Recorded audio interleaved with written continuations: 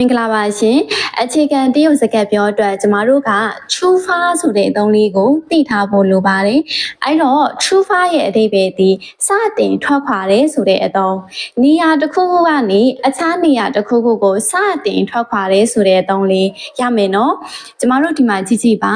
မနက်ဖြန်ဘယ်နှစ်နာရီစထွက်မလဲလို့ရေးထားတယ်ဒါဆိုရင်စထွက်တာကတော့ true far နဲ့သုံးမယ်နော်မနက်ဖြန်ဘယ်နှစ်နာရီစထွက်မလဲဆိုတော့မနက်ဖြန်ကကျမတို့明天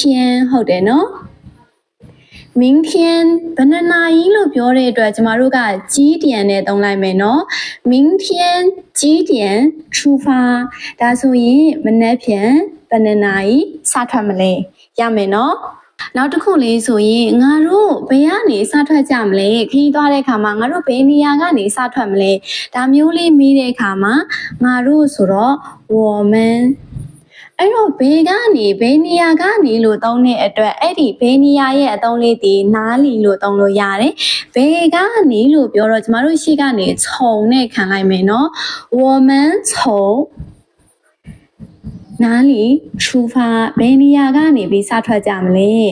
ရမယ်နော်နောက်တစ်ခုလေးကြည့်ပါသူတို့စထွက်သွားပြီသူတို့ခရီးစတင်ထွက်ခွာသွားပြီဒါမျိုးလေးရေးချင်နေဆိုရင်သူတို့ဆိုတော့他们